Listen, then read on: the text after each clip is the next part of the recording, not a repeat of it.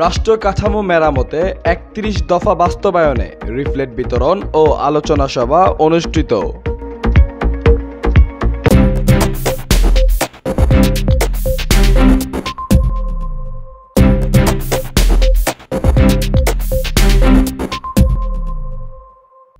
December শনিবার বিকেল ৪টায় বন্দর ১ নং ঘাট সংলগ্ন স্থানে ২২ নং ওয়ার্ড বিএনপির উদ্যোগে রাষ্ট্র কাঠামো মেরামতে ৩১ দফা বাস্তবায়নে লিফলেট বিতরণ ও আলোচনা সভা অনুষ্ঠিত হয়েছে। ২২ নং ওয়ার্ড বিএনপির সভাপতি শিবুচন্দ্র দাসের সভাপতিত্বে এবং ২২ নং ওয়ার্ড বিএনপির সাধারণ সম্পাদক মোহাম্মদ রাসেল ব্যাপারীর সঞ্চালনায় প্রধান অতিথি হিসেবে উপস্থিত ছিলেন নারায়ণগঞ্জ মহানগর বিএনপির আহ্বায়ক অ্যাডভোকেট সাখাওয়াত হোসেন খান এবং প্রধান বক্তা হিসেবে উপস্থিত ছিলেন নারায়ণগঞ্জ মহানগর বিএনপির সদস্য সচিব অ্যাডভোকেট আবু আল ইউসুফ খান টিপু। উক্ত অনুষ্ঠানে বিশেষ অতিথি হিসেবে উপস্থিত ছিলেন আলহাজ শাহেন শাহ আহমেদ, সভাপতি বন্দর থানা বিএনপি। এ সময় উক্ত অনুষ্ঠানের প্রধান অতিথির বক্তব্যে অ্যাডভোকেট সাখাওয়াত হোসেন খান উপস্থিত সকল জনগণের উদ্দেশ্যে রাষ্ট্র কাঠামো মেরামতে ৩১ দফার গঠনমূলক ব্যাখ্যা প্রদান করেন। আমাদের বিএনপি বাংলাদেশ জাতীয়তাবাদী দল বিএনপির পক্ষ থেকে গত ১৩ জুলাই ২০২৩ মানে ছাত্র জনতার বিপ্লবের ১ বছরের বহু পূর্বে এই বাংলাদেশকে আমরা কি রকম বাংলাদেশ চাই, এই বাংলাদেশের সংবিধান কি রকম হবে, এই বাংলাদেশ কি ধরনের শাসন ব্যবস্থা হবে, এই বাংলাদেশের বিচার ব্যবস্থা কেমন হবে, এই বাংলাদেশের শাসন বিভাগ কেমন হবে এবং এই দেশের স্থানীয় সরকার, নারী স্বাধীনতা, মানুষের স্বাধীনতা, ভোটের অধিকার, তত্ত্বাবধায়ক ব্যবস্থা, এইসব বিষয়গুলি কেমন হবে সেটার উপরে ভিত্তি করে আমাদের নেতা জনাব তারেক রহমান বাংলাদেশের বিরোধী দলের বিভিন্ন রাজনৈতিক দল এবং বাংলাদেশের বিভিন্ন বুদ্ধিজীবী এবং সুশীল সমাজের সাথে দীর্ঘদিন আলাপ আলোচনা করে যে ৩১ দফা কর্মসূচি প্রণয়ন করেছে। সেই কর্মসূচিটা হলো বাংলাদেশের যে রাষ্ট্রীয় কাঠামো, সেই রাষ্ট্রীয় কাঠামো এই আওয়ামী লীগ গত ১৬ বছরে নড়বড়ে করে দিয়েছে। এদেশে মানুষের ভোটের অধিকার নাই, বিচার পাওয়ার অধিকার নাই, শাসন বিভাগের যে কোনো প্রশাসনে গেলে কেউ কোনো বিচার পায় না বা কোনো ন্যায় নীতির ধারধারী ছিল না। গত ১৫ বছর ৩টি নির্বাচনে দেশের মানুষ ভোট দিতে পারে নাই, তাদের পছন্দের প্রার্থীদেরকে নির্বাচিত করতে পারে নাই।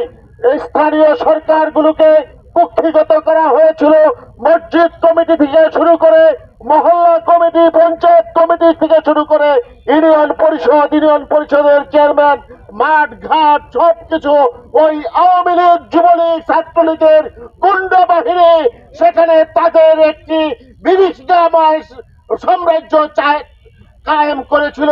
সেই বিভীষিকাময় পরিস্থিতি থেকে এই বাংলাদেশকে উত্তরণের জন্য, বাংলাদেশের মানুষকে মুক্তির জন্য, বাংলাদেশের মানুষের যে একটি সুন্দর সুষ্ঠু রাজনৈতিক পরিবেশ ফিরিয়ে দেওয়ার জন্য, এদেশের মানুষের ভোটের অধিকার ফিরিয়ে দেওয়ার জন্য আমাদের নেতা তারেক রহমান যে রাষ্ট্র কাঠামো মেরামতের ৩১ দফা দিয়েছে, সেই ৩১ দফা বাংলাদেশে আমরা মনে করি মেঘনা কাটা স্বরূপ।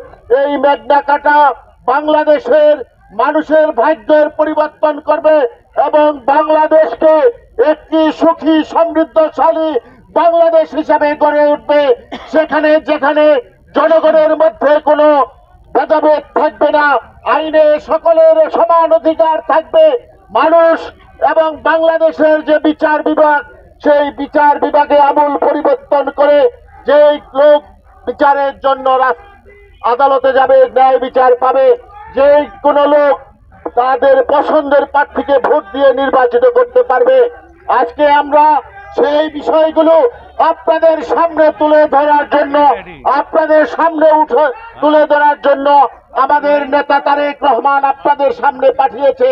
সেই ৩১ দফাকে সামনে রেখে আমরা এই নারায়ণগঞ্জ মহানগর বিএনপি, বন্দর থানা বিএনপি, সদর থানা বিএনপি বন্দর উপজেলা বিএনপি আমরা কর্মসূচি নিয়েছি। প্রত্যেকটি ওয়ার্ড, ইউনিয়ন এবং পাড়া মহল্লায় এই আমাদের নেতা তারেক রহমানের 31 দফা যে রাষ্ট্র কাঠামো মেরামতের যে উদ্যোগ, সেই উদ্যোগটাকে আমরা আপনাদের কাছে তুলে ধরার জন্য রাষ্ট্র কাঠামো মেরামতে 31 দফার সার্বিক দিকগুলো তুলে ধরেন অনুষ্ঠানের প্রধান বক্তা অ্যাডভোকেট আবু আল ইউসুফ খান টিপু। আমি আজকে আপনাদের এখানে যে দাঁড়িয়ে বক্তব্য দিচ্ছি, এই বক্তব্য দেওয়ার অবদান আমার আদর্শ প্রেরণার স্বাধীনতা ঘোষক শহীদ জিয়াউর রহমান।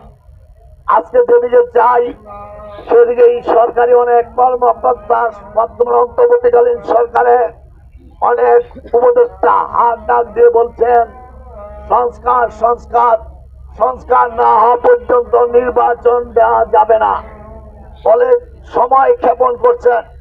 আমরা তাদের উদ্দেশ্যে বলতে চাই, দীর্ঘ সংস্কার চায়। স্বাধীনতার পর যে সংস্কারের কাজ শুরু হয়েছে সেটা একমাত্র বিএনপি করেছে, আর অন্য কেউ করে নাই।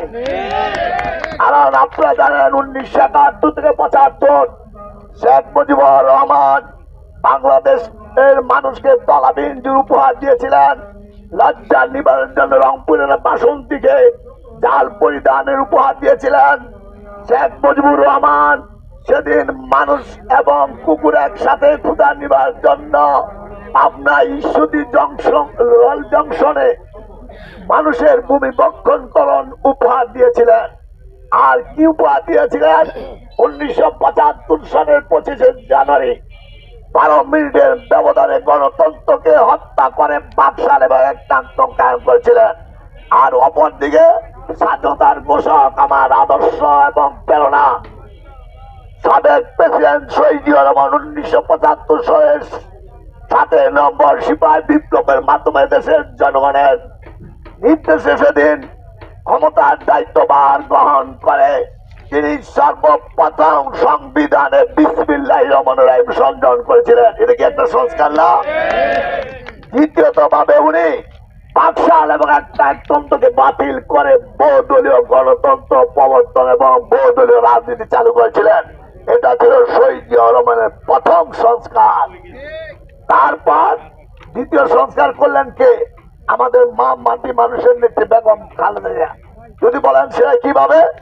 1982 থেকে 90 পর্যন্ত দেশের বেগম খালেদা জিয়া স্বৈরাচারের সরকার পতনে ঘটিয়ে 1991 সালে আপনাদের ভোটে যখন দেশের বেগম খালেদা সংখ্যাগরিষ্ঠতা পেয়ে এদেশের সরকার গঠনের দায়িত্ব পেলেন, তখন তিনি প্রেসিডেন্ট পদ্ধতি বাতিল করে সংসদীয় পদ্ধতি অর্থাৎ প্রধানমন্ত্রী শাসিত সরকার চালু করলেন। এটা কি সংস্কার না?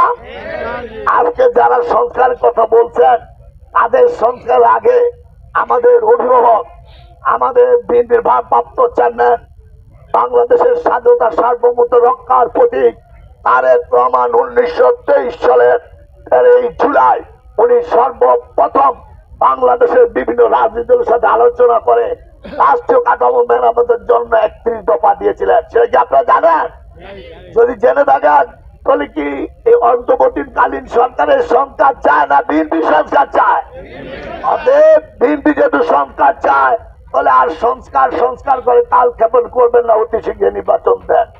কারণ তারেক রহমান ইতিমধ্যে আপনাদের কাছে একটি বুকলেট চলে গেছে, 31 দফা বাস্তবায়নের জনসম্পৃক্ততা করার জন্য বাংলাদেশের 68,000 গ্রামে 74টি সাংগঠনিক জেলাকে নির্দেশ দিয়েছেন যে আপনাদের কাছে লিফলেট পৌঁছে দেওয়ার জন্য।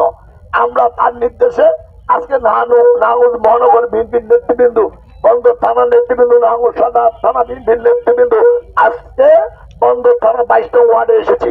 তারেক রহমান ঘোষণা দিয়েছে বাংলাদেশ আর ভবিষ্যতে কেউ জনগণের ভোটের অধিকার যেন কেড়ে নিতে না পারে, তার জন্য বিএনপি ক্ষমতাকে অবাধ ও সুষ্ঠু নির্বাচনের জন্য আবার পুনরায় তত্ত্বাবধায়ক সরকার চালু করবেন। এটা কি সঠিক না ঠিক? তাহলে তারেক রহমান সংস্কার চেয়েছেন। দ্বিতীয়ত আপনারা জানেন 16 বছর আওয়ামী লীগের গুন্ডা পান্ডা জাতীয় পার্টির গুন্ডা পান্ডারা তাদের দোসরা লুটপাট করে বাংলাদেশের প্রতিটি ব্যাংক থেকে টাকা লুট করে, সম্পদ লুট করে দেশে বাইরে পাচার করে বাংলাদেশের অর্থনৈতিক শূন্যের কোথায় নিয়ে এসেছেন।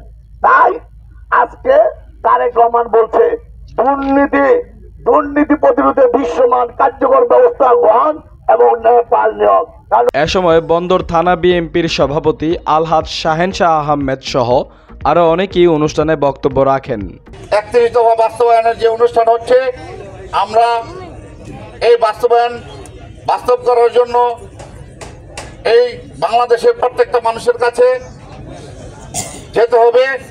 অনুষ্ঠানে আরও উপস্থিত ছিলেন নারায়ণগঞ্জ মহানগর বিএনপির যুগ্ম আহ্বায়ক ফতে মোহাম্মদ রেজা রিবন, সদর থানা বিএনপির সভাপতি মাসুদ রানা, বন্দর থানা বিএনপির সাংগঠনিক সম্পাদক নাসিরুল্লাহ টিপু, বন্দর থানা বিএনপির যুগ্ম সাধারণ সম্পাদক সানোয়ার, বন্দর থানা যুবদলের সাংগঠনিক সম্পাদক হুমায়ুন কবির, যুবদল নেতা মোহাম্মদ মিঠু, স্বেচ্ছাসেবক দলের সাধারণ সম্পাদক পাপ্পু সহ বিএনপির বিভিন্ন অঙ্গ সংগঠনের নেতা ও নেতাকর্মীরা উপস্থিত ছিলেন।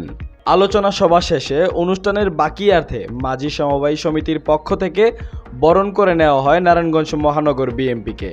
এ সময় নারায়ণগঞ্জ মহানগর বিএনপির আহ্বায়ক অ্যাডভোকেট শাকাওয়াত হোসেন খান এবং নারায়ণগঞ্জ মহানগর বিএনপির সদস্য সচিব অ্যাডভোকেট আবু আল ইউসুফ খান টিপু, বন্দর থানা বিএনপির সভাপতি আলহাজ শাহেন শাহ আহমেদকে ফুলের মালা পরিয়ে দেয় মাঝি সমবায় সমিতি। অনুষ্ঠানের এক পর্যায়ে নারায়ণগঞ্জ মহানগর বিএনপির পক্ষ থেকে সাধারণ জনগণের মাঝে রাষ্ট্র কাঠামো মেরামতে 31 দফা বাস্তবায়নে লিফলেট বিতরণ করা হয়। BM আলতাজিমুল কুবরা, দৈনিক আজকের বাংলাদেশ, বন্দর, নারায়ণগঞ্জ।